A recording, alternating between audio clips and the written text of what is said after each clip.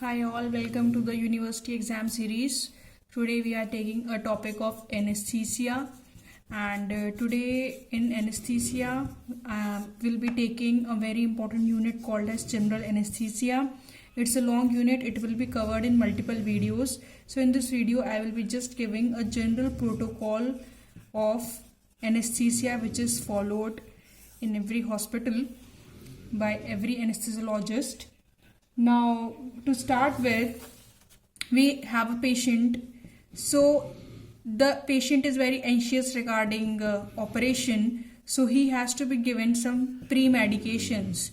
So, pre-medications to reduce his anxiety, you can give benzodiazepines of your choice.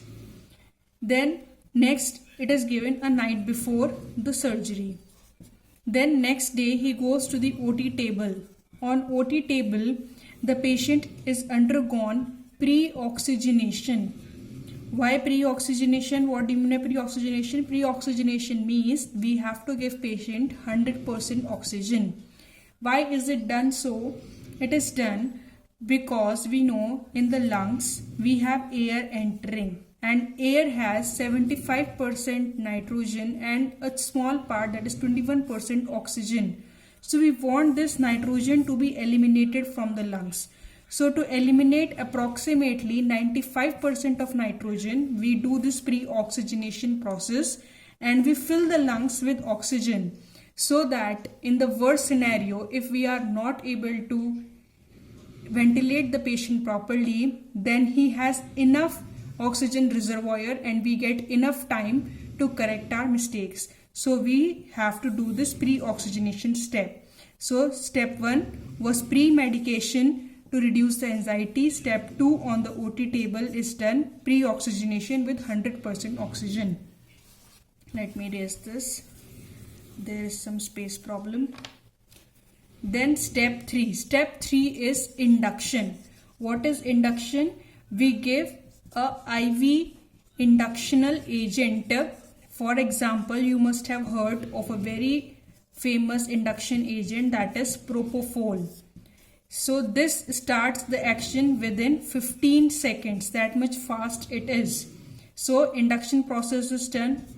Step number 4 is we have to achieve the definitive airway. That is, we have to start with our endotracheal tube placement.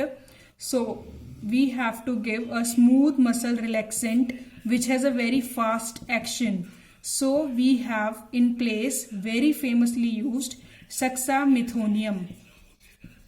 Suxamethonium, it is very fast acting. Within 30 seconds it will relax your laryngeal muscles and we can obtain the definitive airway.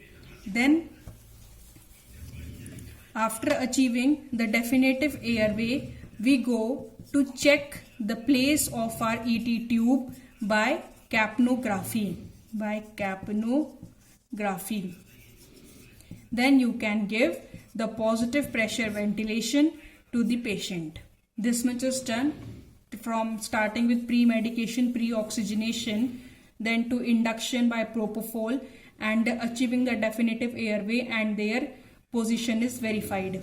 Now we have to maintain the anesthesia. How do we maintain anesthesia?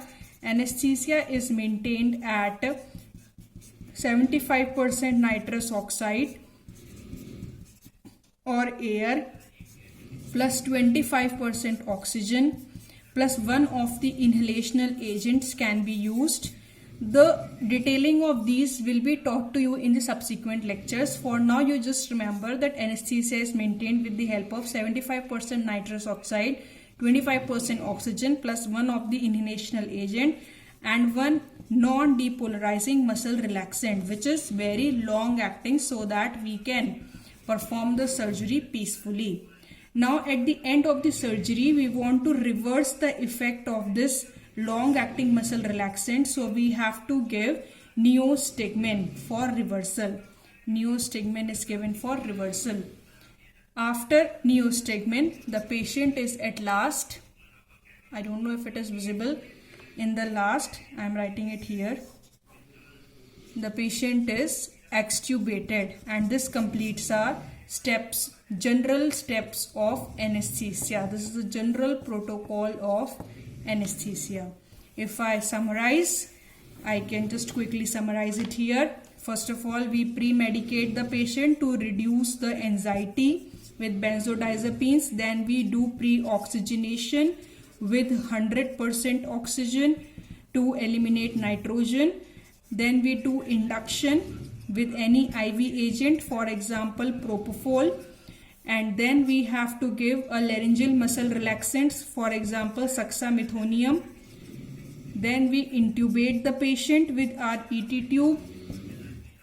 Then anesthesia is maintained at 75% nitrous oxide, 25% oxygen, and I think I have to write it here, 25% oxygen, and one of the inhalational agent, and some non-depolarizing muscle relaxant. Then we reduce the effect of this non-depolarizing muscle relaxant with the help of neostigmine, and then the patient is extubated.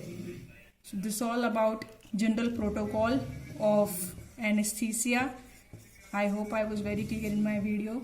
Do like, subscribe my channel. Thank you so much.